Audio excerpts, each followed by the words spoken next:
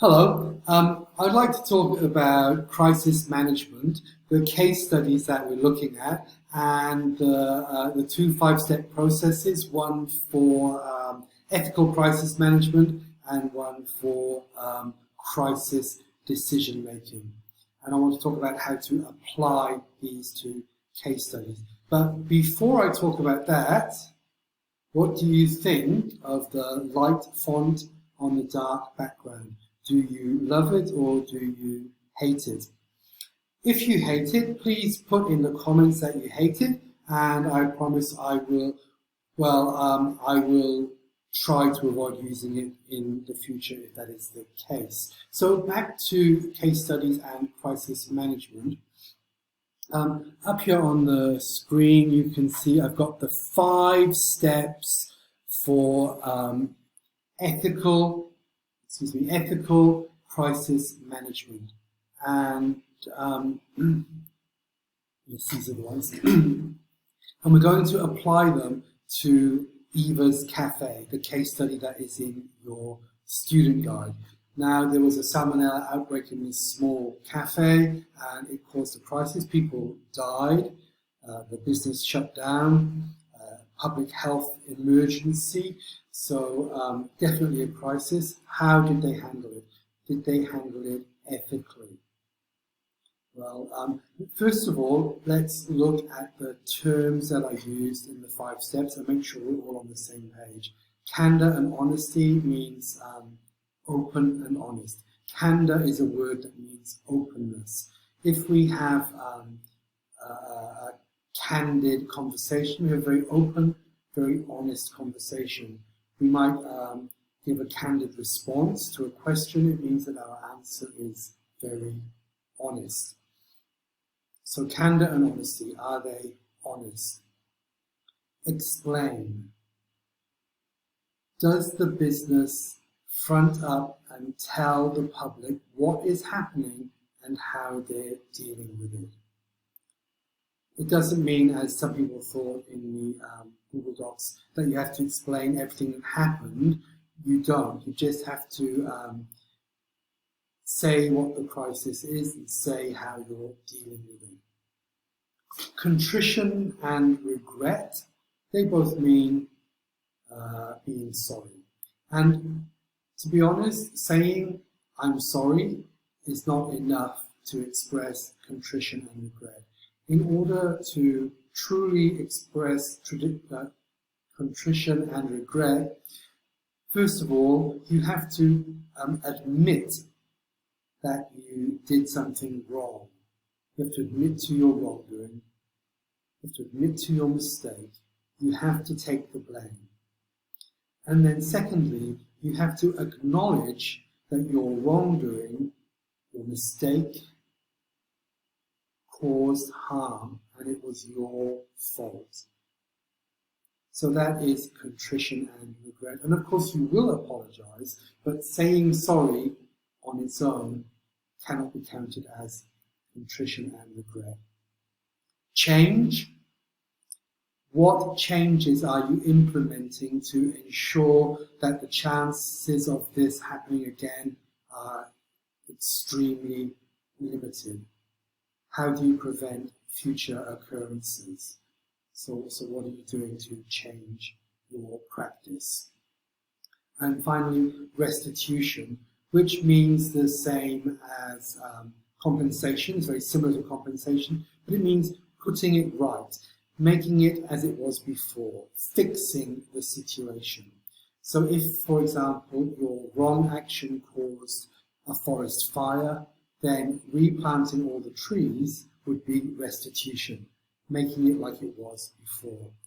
Of course, if your forest fire caused people to die, then you cannot make it like it was before.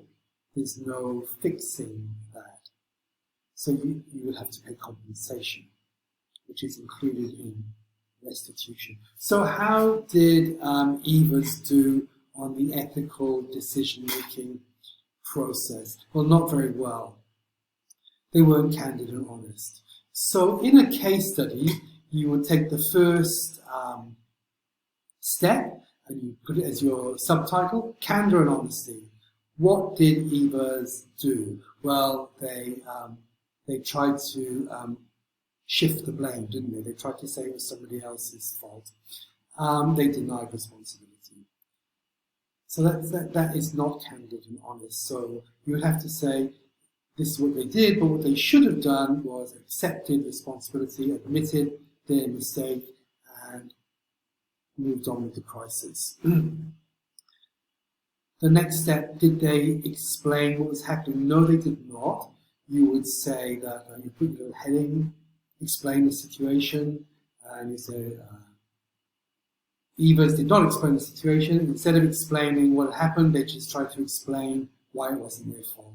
What they should have done was found out how it happened, told the public honestly how it happened, and explained what they were doing to prevent any more damage being caused. Contrition and regret. There's nowhere, I don't think, in the case study where they mention any thoughts for the victims. Their only thought is for their company's reputation. So they did not express any contrition and regret. And in your analysis, you would say they should have expressed contrition and regret by contacting the family's individual, by making a public apology, etc., etc. Change.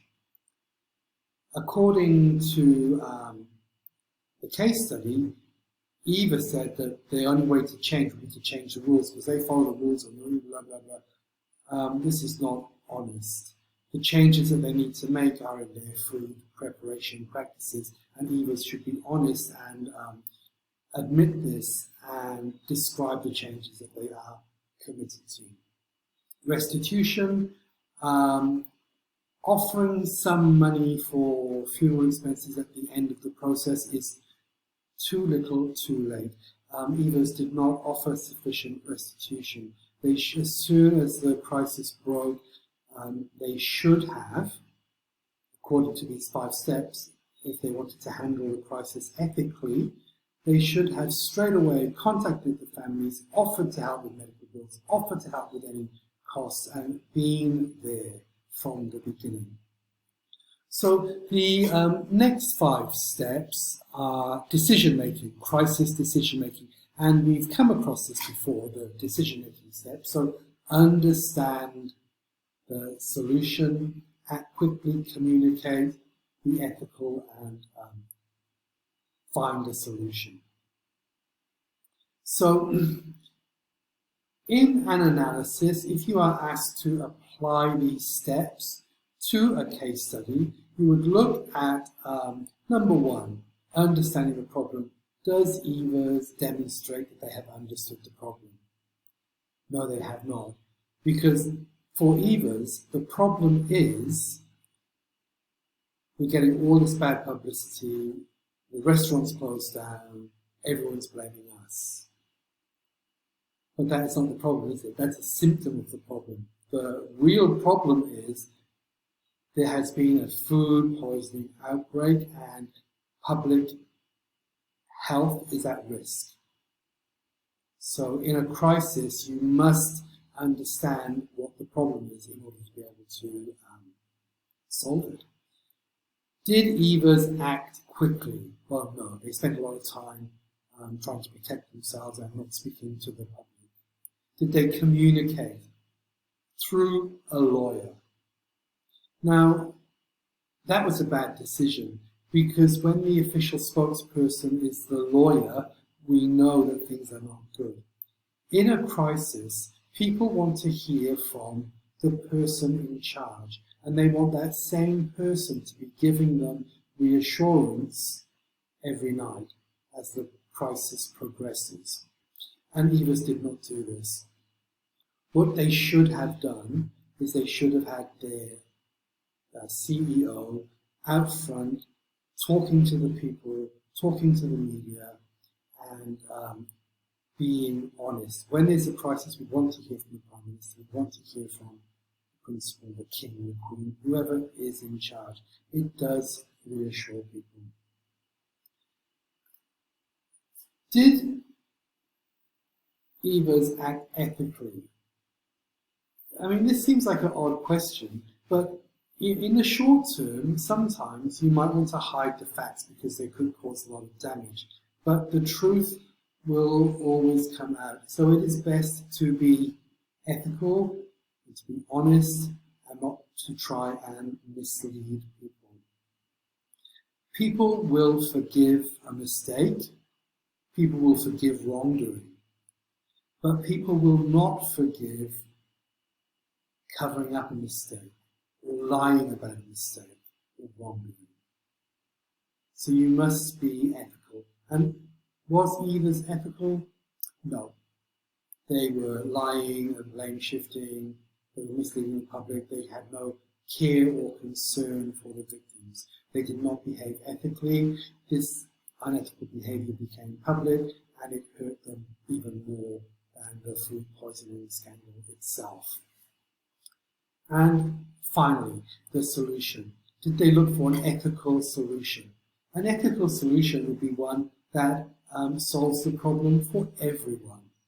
But Evers only wanted to solve the problem for their cafe. They wanted the bad publicity to go away, and they wanted to be able to resume business as normal.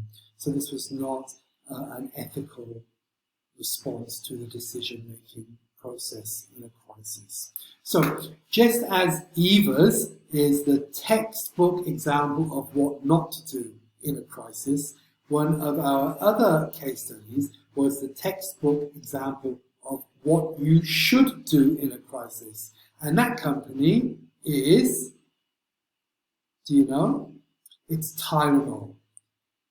Tylenol had a huge crisis. Their headache tablets were injected with a lethal poison, and it was very random, it was spread over a wide area, and people died. This was not the company's fault, but the company got right up in front, took full responsibility, and did everything they should to manage the crisis and to manage it ethically. So please read and be very familiar with the Tylenol case study, because it will show you what you should do. And I want you to go back to Exxon Valdez, Starbucks and United, and just go through again with these 5 steps in mind. And are they more like Evers in their response, or are they more like Tylenol? And this will let you know who is managing the crisis well and who is not.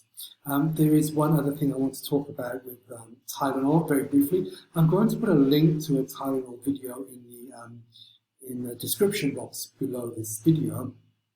It's really interesting because although the Tylenol case is a classic example of crisis management, and we hear a lot about it through crisis management, one fact gets overlooked all the time. The crime of injecting these headache tablets with poison has never been solved. No one has been caught. It's an unsolved crime.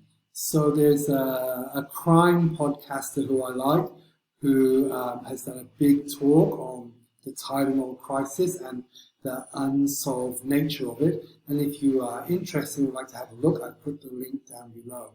Now, the video that I'm talking about is not focusing on crisis management. This is not a part of the course requirement. It's completely extra to the course, and I'm just posting it there if you are interested in following up a little bit further. Okay, so nearly 15 minutes. I know that's way over your attention span time. Thank you very much for staying until the end. If you did stay until the end, I will check the data and see how many did and how many didn't, and email you and let you know. Okay, thanks for watching, and please leave any comments about the crisis management, how it relates to Exxon Valdez, United or Starbucks in the comments here, or email me, or go back to the Google Doc and we can talk about it there as well. All right, thanks very much. Bye-bye.